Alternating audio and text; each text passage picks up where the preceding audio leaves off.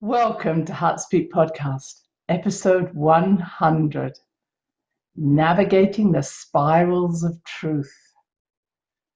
Well, I am so excited. 100 episodes. That's amazing. When I started a few years back, I wondered if I would have anything to say, but trusted Gemini to have plenty to say. And I'm so pleased to have your support and your enthusiasm about what I'm sharing. Again, thank you for your messages, and just let me know if there's more that you want me to share. In the future, I will be carrying out a past life, future life regression session with you as one of the podcasts, because I know that last podcast, Past Meet Future, Future Meet Past, really touched a lot of you. But today I decided I would bring together a whole lot of information that perhaps I've shared in different ways, but I want to bring it into a package today. And maybe it is because this is another difficult week, because with Jupiter just coming to be stationary before going direct again, it's really tiring everybody out. It's bringing vivid dreams to the surface. And it's also making us really ask ourselves, how do we expand, which is what Jupiter's about? How do we expand our truth? How do we expand our awareness? Now, you'll hear me say expand rather than ascend, not that I'm not au fait with the idea of ascension, but I think that expansion allows us all to expand in all directions. I like that idea. So we are expanding, if you want to say ascending, but that sense of movement is one of, in my way of thinking, more from coming from the heart, and we're expanding out in all directions, which makes it more circular and then even more spiral, because we are not going round in circles.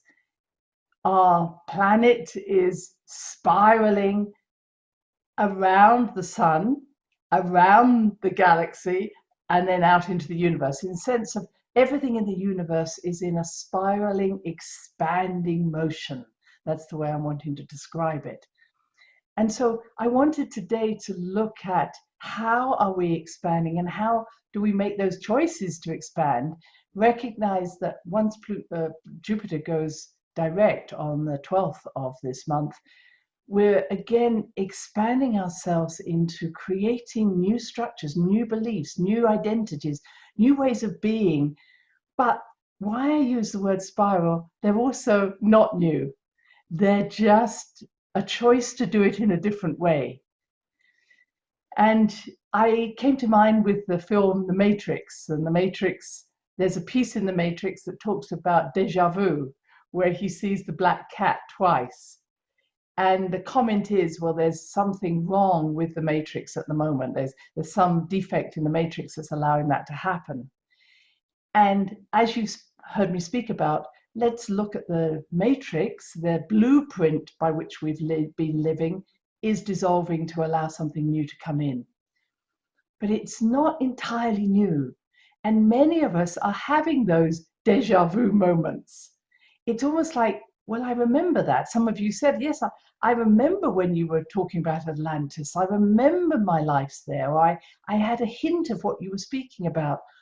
Or maybe I remember Lemuria. Or maybe I remember things from the future, which, of course, in our sort of three-dimensional world, we go, that's ridiculous. How could you?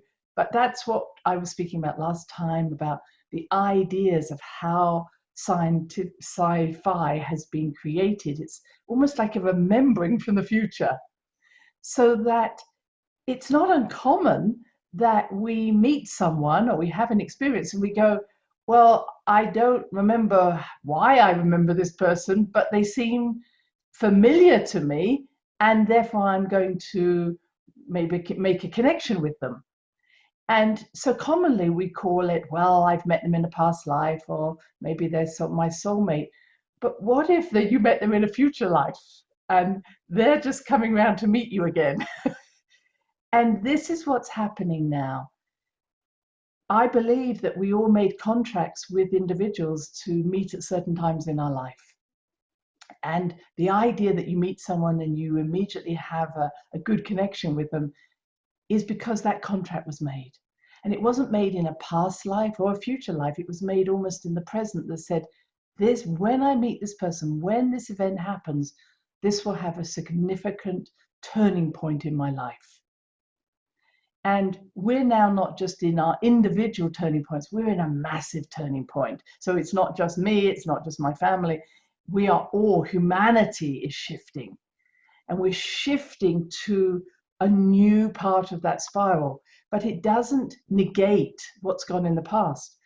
Often we will, as we come round again, and I could just talk about, issues in my own life, where I say, wow, I'm back to relating to that sort of person again. And it's like a choice we make to say, okay, I want to experience this in a different way. I'm putting it in a nice way. I don't want to do the same thing again, or I want to experience this in a different way. And what we understand is, again, talking about choice, I have the choice to approach that particular relationship in a different way than I did before. And you're all seeing that in your life. As we change, our environment changes, our relationship changes. Rather than trying to change the world, we change ourselves. Okay. So why I'm talking about this is this, I could call it a wave of change, but I kind of fancied a spiral of change, a spiral of transformation that's going on. It's because so much has been coming our way for so long. So I thought I would give you the big picture, and then I am going to talk a little bit about what's been going on with COVID, with the virus, and also what the future holds for us all in that way. All right. So I have been studying the effect of large waves, and again, I'll call them spiraling waves, that have been affecting our planet. And I love doing that sort of exploration, going back over hundreds of thousands of years, trying to understand, okay, have we been here before? What can we gather from where we've been? And again, taking in the future, it doesn't necessarily just have to be past. But what we know astronomically is that from 1996 until 2026, and these dates are very, very important, the sun was at certain times in the year located in front of the galactic center, running along what is known as the dark road of the galactic center. So if you look up at the galaxy, if you get a chance to have a really dark night and you can see the galaxy, there is this, what looks like a black road running along the white, within the whiteness of the galaxy. And that black road is made up of interstellar dust. And from an astronomical point of view, and also an indigenous point of view, this was seen to be the road that led to the center of the galaxy. And what we know about the center of the galaxy now is that it's a black hole. But wherever there's a black hole, there's a white hole. So a black hole sucks everything in, a white hole creates or spits everything out. And between them is a wormhole. All right. So more and more interest is coming into looking at black holes and how familiar they are. So we could call the center of the galaxy, which is often known as the heart of the Great Mother, we could see it as a portal between one level of thinking and the next, or one dimension and the next. And when our sun is aligned to that black road, just during these years, 1996 to 2026, it means that we, by deference, because we go around the sun, we also are aligned to the galactic center in a way that we have not been for a very long time. This is why those interested in 2012 became excited, because 2012 was seen as a pivotal time where the Earth, the Sun, and the galactic center were aligned, and that through that galactic center, we were receiving cosmic rays, or rays from the universe, whatever you want to call it, creative rays. And these times were always seen by the indigenous people as highly significant for humanity. Some talked about a 26,000-year change, some talked about a 52,000-year change, some talked about a 5,000 or 6,000-year change, but it was going to be big. Now, in terms, it's just 30 years, but those 30 years were going to be very significant.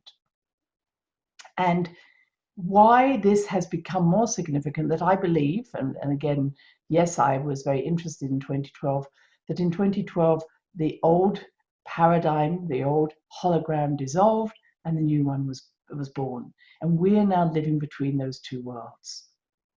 What's very interesting for me is that where we are at the moment with Jupiter retrograde in Capricorn. Capricorn is structure, its beliefs, its rules, its identity, all the things I keep talking about. Jupiter in Capricorn is, I'm expanding those structures, very positive. But as it's been going retrograde, it's also been breaking down the structures that almost take us off our center.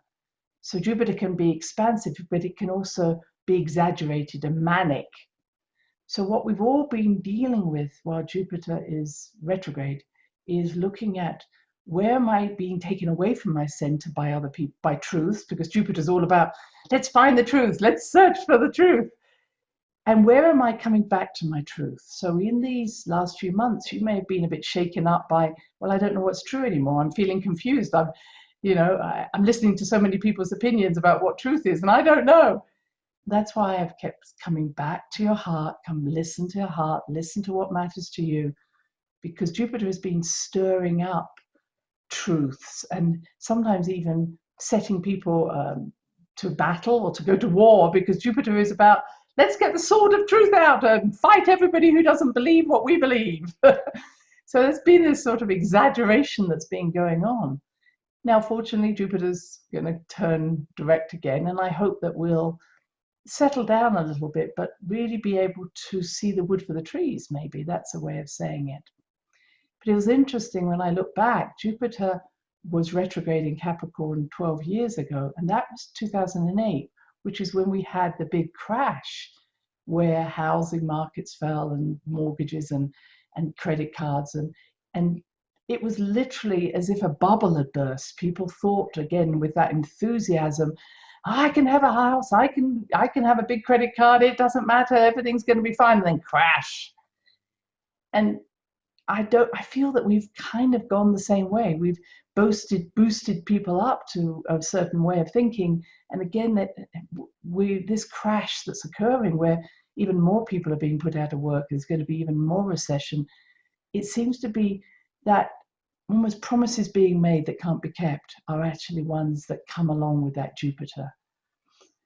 And interesting, the time before that was 1996, which was again this shift in consciousness that I'm talking about. It's like as if in the alignment to a truth, we can also get led astray. Sometimes we just get out of our own balance point, our own sword of truth. So just coming back to my 30 years, yes, we are in the middle between an old world and a new world, an old matrix, a new one, an old holograph, a new one. And we are meeting ourselves coming back, if we want to say it that way, or we're meeting ourselves in the spiral and say, okay, we've been here before.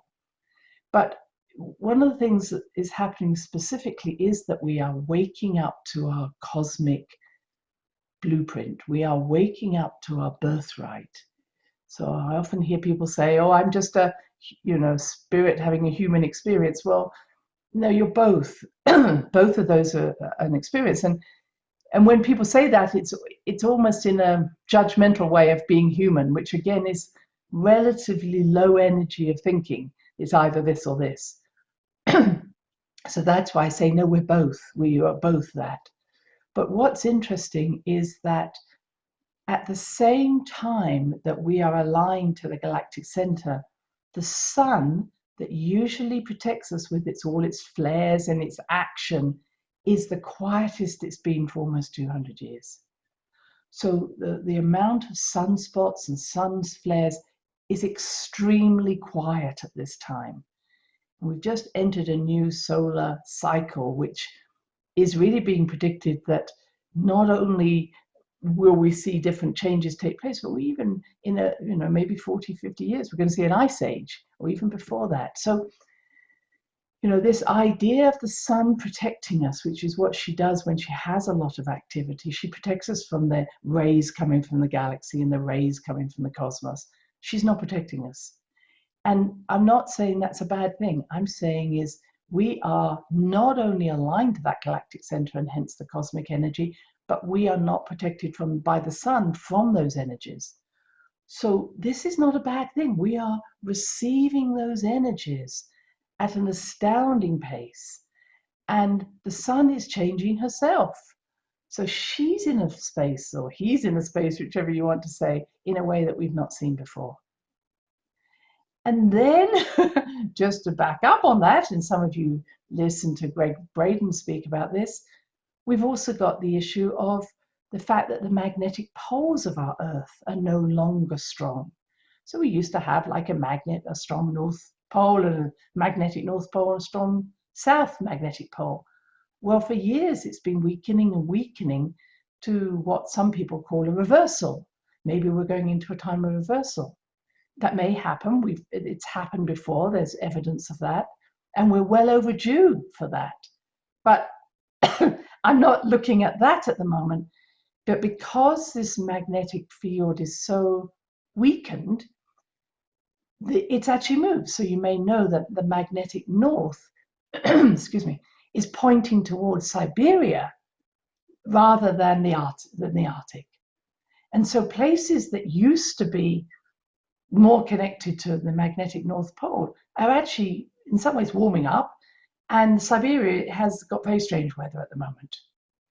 And because of that, the stream of energy that is supported usually by a strong North and South Pole is also weakened.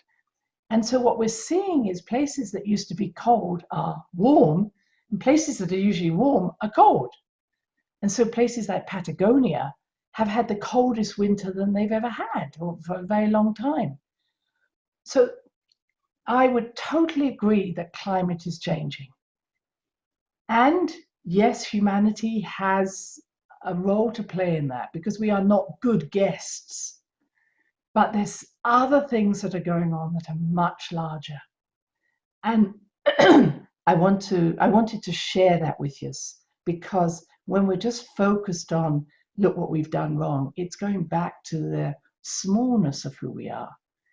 When we're coming from the bigness of who we are, we would be very good guests with Mother Earth. It's when we feel that we don't belong to this bigger picture that we become bad guests. And the concept that we're meant to be guardians of this earth just laughable. The earth has been around much longer than we have, and she could easily knock us off. So I would be saying, not only do I want us to connect more fully to Mother Earth and respect her and treat her better than we are, but also to connecting to our star beingness, our galactic beingness, our cosmic beingness. And then when we realize that the earth is not a separate place to us, she is part of this growth that we're all going through, things will be seen in a very different way. So in that saying, I would be saying to you is, don't see things being normal, let's say not even getting back to normal, being normal until certainly 25, 26. And things are going to continually shift, and be aware that the shifting is coming from not outside us, but our awakening. We are awakening. So then that brings me to the virus. We have lots of viruses in our body. We have lots of viruses in the air. Viruses are RNA or DNA, a piece of information. When that virus comes in, and we are fairly sure that these viruses do exist from outer space. So when there's a cosmic wave, which I'm talking about, it often will bring in viruses into our atmosphere. That's what we've known for many years. And these viruses then so-called infect us. I would rather say they come to our beingness so that they change the messages within us and they wake us up. And so I feel the viruses that have been around, which have not been tampered at all with, are natural, are also changing or awakening our junk DNA, the DNA that 92% has been called junk. What I see is happening is both the cosmic rays, the viruses are waking us up to who we are. All right? And it's a remembering. It's not a, wow, how do I do this? It's more of a like, wow, I've been asleep. It's like Sleeping Beauty. 92% of us has been asleep for many, many years. And so what we're having is this remembering. Yes, it's a little scary. Yes, it's a little unfamiliar. But you know, when you do awaken, you soon get into a pattern of saying, wow, I remember this. And what I've been noticing over the last few weeks is how time is changing.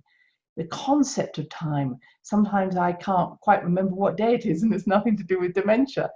It's almost as if everything is shifting, because time, again, is a framework that limits us to one hologram, one viewpoint. Whereas when time shifts, we shift with it. I hope you're getting excited by this. Okay, so coming back to my virus, a virus is a helper messenger. And what I'm aware of is that the more we are adaptable, the more we are, the less we are attached to a certain way of being, the more we can adapt to these changes that are coming into our atmosphere, are coming into our bodies, into our planet. And it reminded me a lot of homeopathy. So I am a homeopath, and we always would say that when you take a remedy, it's not it's important to choose the right remedy, but it's also important to choose the right potency. And what a potency is that remedy is what we call succussed and diluted several times until it's pure energy. Now, of course, you may not believe in homeopathy, that doesn't matter to me, but all I'm saying is that when I was treating children, we could use a highly energetic remedy, what we call potency, what we'd call maybe a 1M potency or even higher, because a child was not laden down with old baggage and beliefs. And therefore, one dose of a 1M powder would change that child overnight. And I saw that. I remember a child who had been extremely constipated and was now, I think, 2.5 years old. Doctors had tried every particular laxative and done every test on this child. And the child had real troubles opening its bowels, passing its stools. Well, I gave one dose to this child, and the parents phoned me up the following day and said, we've had to call the plumbers out because the child has blocked the toilet. That's how children change, and the child never had another problem. And so children, animals work extremely well with energetic medicine. And I believe that's why this particular virus has not affected children, which many viruses do, because children are adapting to this shift. Whereas the older we are, the less adaptability. So what I would say as a homeopath is the more physical change that's happened because of an illness, such an arthritic knee, and now your knee is very knobbly and certainly looks like that on an X-ray, the lower the potency we needed to give and the more regular we had to give it. So the more damage, the less adaptability of the body to heal itself, the lower the potency we had to give and the more often we had to give it. With a child, because their energy was constantly shifting, there was less of a physicality. Even though this child was constipated, there was less physical problem. The bowel was not physically damaged. They reacted very quickly. So what I'm seeing with this virus is that the more adaptable we are, the less effect it's had on us. Now, I just want to confirm, and this is what we're seeing, and I've said this so many times, but the tests we're doing, the PCR test, is not accurate for the infectious nature of an individual. All the PCR shows is that at some point this particular virus has moved through your system, and you're now expressing it through your nose or maybe through your stools, etc.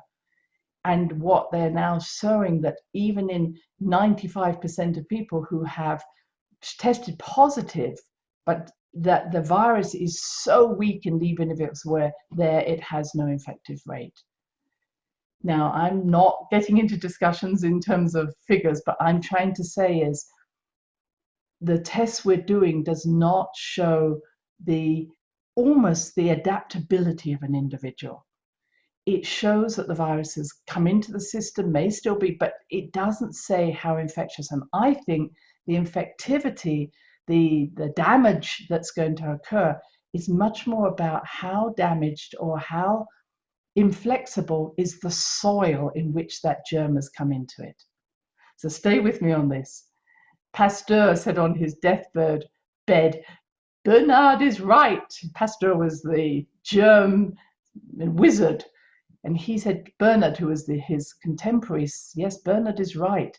It's not the germ, it's the soil. And that's the piece that I think we're missing. What is the soil in which this germ is coming? How flexible is it? How healthy is it? How able is it to deal with something new? And again, we're not talking about dealing with something new even as a germ. You could say a new idea. How flexible is my mind? How flexible is my ability to listen and choose and take on a new truth or reject it? Doesn't matter. But if I'm rigid in my belief systems, then anything new that comes into my world challenges me and I will react. And I will come back to that maybe I'll speak about that now. What's happening is that as the old hologram is falling, as Pluto is going through Capricorn, Jupiter's going through, she keeps on about Capricorn, our beliefs are being challenged. All right. So if my belief has been one where I hold on to it with dear life, this is who I am, this is my identity, this is who, don't question me, I'm doing everything right. If that is now being challenged, not even by someone else, but just because every belief is being challenged. And we cannot account for that. Now, that was the big reason that we did the work with looking at responsibility and accountability. If I'm not accountable for what I believe, if I'm not accountable for my actions, when those beliefs start to fall apart, I will freak out. And that's what's happening. You may see people around you getting wild with anger, not because they are particularly angry at someone else, but because what they believed is no longer sustaining them. And they can't literally make sense of it. They can't account. They can only just keep repeating the same thing that they always repeat. So if you ask them, why is it that you believe this and how is that working in your life? They can't come back. So we often talked about fear, or I talk about fear being false expectations of an altered reality, false expectations of an altered reality. And what I'm seeing is people freaking out and demanding that they are right based on false expectations of their altered reality. And instead of just letting it go and say, wow, I got that wrong, went down that wrong path, which is what we've all done. Well, that wasn't if we're not willing to see the mirror of our beliefs reflected back to us and be self-reflective, I hope you're appreciating what I'm saying. If we are not reflective and accountable for our actions and therefore constantly changing our way of being because we see the reflection, we're going to freak out. I hope I'm making sense there. So the more, I know every one of you reflects all the time, hopefully reflective with my podcast, but it's not about doing something, it's receiving and reflecting on what we've done or our thoughts, words and actions and saying, okay, would I change something? Am I willing to move in my spiral of change? When you do this, when I do this, it means we're adaptable all the time. We're changing small things. Maybe enhancing something taking away. But when someone is not reflective, then when that reality starts to break down or it's challenged, they freak out, they fall apart. It's the best way I can say it. And I'm seeing that in the world. Or they create another belief system, almost another truth, which is way off center of where we were talking about. It's like, well, how did we get there from here? Because facing that reality that we've based our lives on is very challenging. if it's not true for us. Okay. So let's come back to the soil. That's what I'm talking about, the soil. What the soil is, our belief systems. The soil is how we deal with change. And what we know is that children can deal with those changes much quicker because they're not laden down with belief systems by which they have lived their life. Their whole identity is not based on those one or two things. So when I was a young doctor, and even now, I believe I am a really good diagnostician. And the reason I'm a good diagnostician is that I was taught differential diagnosis as a young doctor, as a student. And in my differential diagnosis, this would be drilled into us. What are the 6 causes of one particular symptom? Not what are the symptoms of one particular condition. It was, if you have one symptom, what are 6 conditions that could account for that? And I would have to look at my client, patient. I would have to listen to them for 80% of the time. I would have to touch, observe, for 15 and 5% tests. I had to make that diagnosis on my skills of differential diagnosis, of critical thinking, of being able to take a selection of different symptoms and see where they align more fully to what the issue may be. And that's why I loved homeopathy. We would listen, I might listen for an hour to someone, and I'm picking up clues. Which are the most fundamental, what are the most important things I hear here? And which are the ones that are a bit quirky, but actually are very important to this patient? And I'm sad to say that differential diagnosis is not available to the young doctors or even some of the older doctors today. And you might argue with me if you're a doctor or a nurse, but I see people making a diagnosis based on someone's age or someone's color or someone's gender or the fact they had their family history, but not to what they're not seeing the individual as a unique individual and going, wow, this is exciting. Let's just see how we go from here. I see everybody new and I just go, let me see you. I don't want to know anything else about you, but let me see you and I'll tell you what I see. And that's true medicine to me, or true healthcare. So when I look at COVID, we look at COVID as a respiratory problem that affects and causes maybe flu-like symptoms, heat, temperature, aches, fever, respiratory problems, etc. But then we get these other symptoms coming out that aren't relevant. We get inflammation of the blood vessels. We have lots of people having blood vessel problems. We have heart problems. We have kidney problems. We have rashes. And all of those seem to be not typical of a COVID. And when you look at the rashes, they are inflammatory rashes, things like hives or what we call prickly heat you get in the sun. Or you may get loss of taste. And you go, well, why would a COVID cause loss of taste or loss of smell? Until you realize that, well, that's one of the symptoms of zinc deficiency. And why would that happen? Well, zinc is essential for cellular immunity. And why is that important? Well, cellular immunity is where viral replication takes place, i.e. the virus needs to get into the cell to be able to replicate. So anything happening in the bloodstream around antibodies is far less relevant for viruses than what happens in the cell. So if we don't have the zinc in our system that allows us to create a good immunity in our cells, then the virus is more likely to take hold. So could it be these people who have poor sense of smell and taste have zinc deficiency? And if we gave them zinc, which of course many are giving alongside HCQ, then we're starting to see better results. But then we go back to the soil again and we say, well, why would these people have zinc deficiency? Oh, well, there's the fact. ACE inhibitors cause zinc deficiency. What's an ACE inhibitor? It inhibits the way in which the blood vessels change in accordance to circumstances, which therefore means that they're used to calm down blood pressure or calm down the reaction of the bodies to change.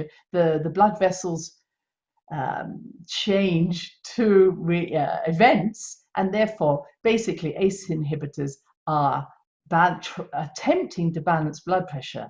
But they're not just used for that. They're used in diabetes, kidney disease, respiratory disease sometimes, as well as cardiac disease.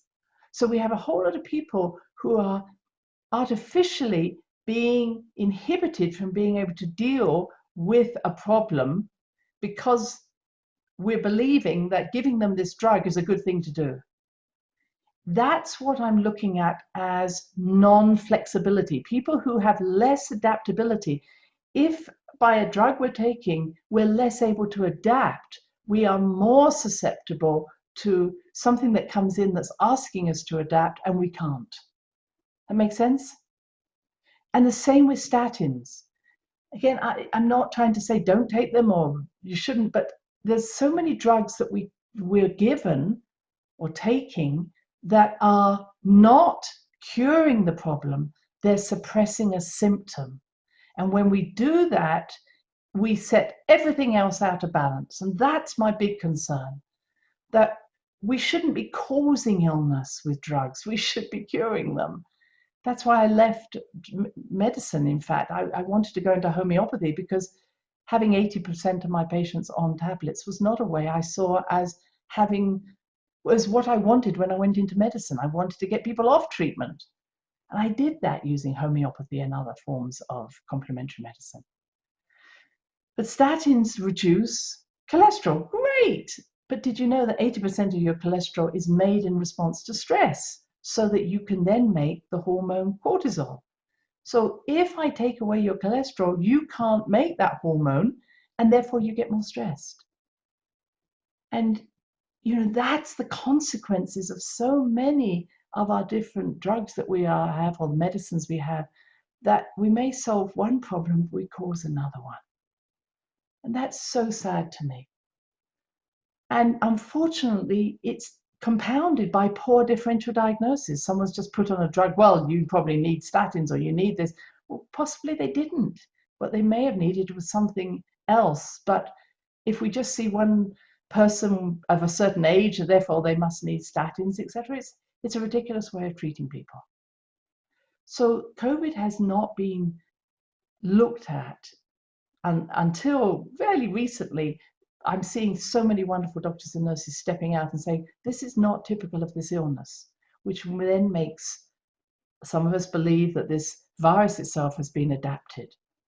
And why would it be adapted? It's been adapted maybe to stop the wake-up call that we all want.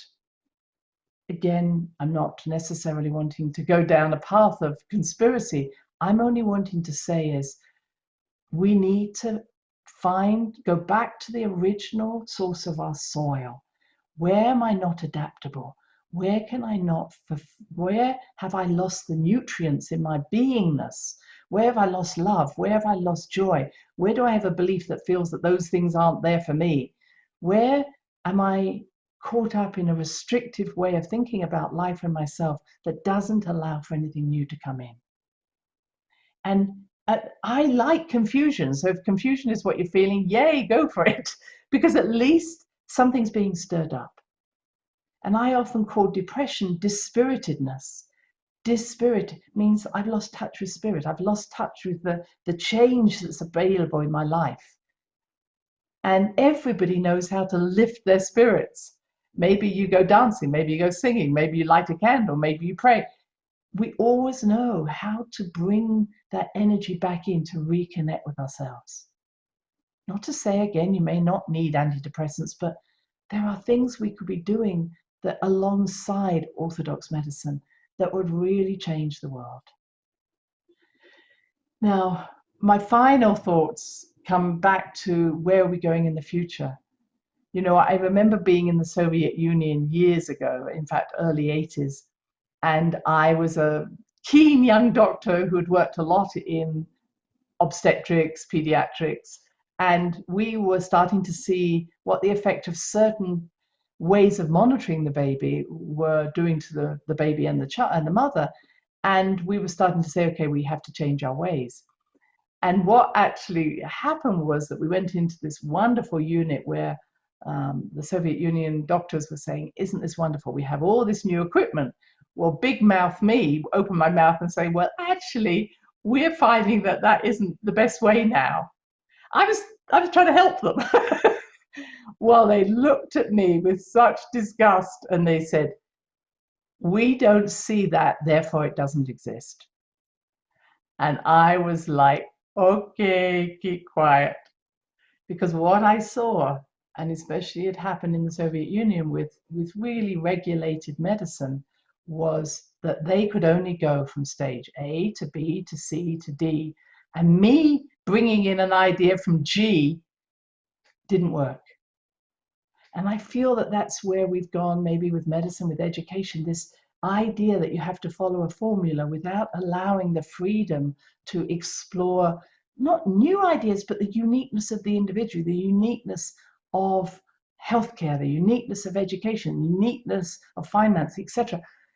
I say every healthcare should be patient-centered. Every education should be student-centered. And you might say, oh, that's going to take, we haven't got enough, but you have. Because we need to rely on the healthcare and the education of the individual. We don't. We think we're doing it to them rather than saying, what do they already know about their healthcare? What do they already know about what they want to learn? That actually we need to foster rather than suppress. And that excites me when we can start to look at the individuals rather than saying, this is the way we do it, follow this path. So we have a future coming in, and we have a future coming in with a rush to get vaccines out, a rush to get things sorted, more maybe mandates. I'm not wanting to necessarily tell you what you need to do. Again, you to make your choices. My concern with the new vaccines are multiple, but the new one is much more about offering a piece of RNA and piece of DNA that will, again, interfere with your own natural messenger RNA or messenger or DNA. I feel we keep messing around with people's health. We keep saying what's good for them. We keep telling them what they need to eat, they need to do. And I'm saying, I would like me to look after my soil. That soil is my body, my mind, my emotions, my heart. And then I can move out into the soil of nature around me. When I take care of my soil, the soil around me changes. I don't need to go and take care of the earth around me. I need to take care of my soil. Then whenever anything enters, I can make a choice. What we know is that when the flu vaccine was given last year, it was very effective against the flu and other maybe respiratory problems, but it wasn't so effective against COVID. In fact, it made it worse. So those who had the flu vaccine had a 35% rate of maybe being more affected by COVID than anything else. Now, this is just information. You might say, oh, that's rubbish. But anything we put into our body has both a positive and a negative result. We know that with food. You might love chocolate, but you also see the effects of it. It's not right and wrong, it's choice. And I feel that we need to be educated to understand the choices we're making and what the effect could be of something that we take into our body, rather than just being told we need to do it. The other side of these vaccines that are coming through are that in the past, we've never been able to make a vaccine against COVID because on animal studies, and again, I'm not agreeing to animal studies, it's just that that's where we used to practice out the vaccines. The animal studies and then a few of the human studies show such tremendously bad effects a few months on from taking the vaccine. Why was that? It wasn't the fact that people may or may not get affected, have symptoms of having the virus, but when they met the virus again, the COVID virus again, their body saw it as the enemy, and these animals, these few humans, actually had an adverse autoimmune response to the COVID virus, or they had a cytokine storm. So there's something that happens. It's not about the immediate effects of having a vaccine. It's what will happen when my body meets that virus again, or a type of virus like that. And I'm really concerned, and it is the reason why certain vaccine companies have said we will take no responsibility for what happens within 4 years of producing this vaccine. if a company is saying, I'm not going to take responsibility for 4 years, then we should be concerned. We need far more studies, far more long-term studies to understand the effects of a vaccine, not just the immediacy of, well, they had the vaccine, they had a little few symptoms, but they're fine. We need to wait.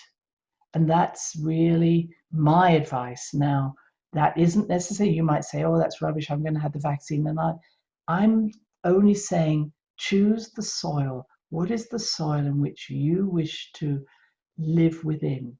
What nurtures us? What brings you joy? So if having the vaccine brings you joy, go for it. But be prepared that anything that mankind can do that changes the soil may not always be for the benefit of your long-term health. And that's what we're seeing.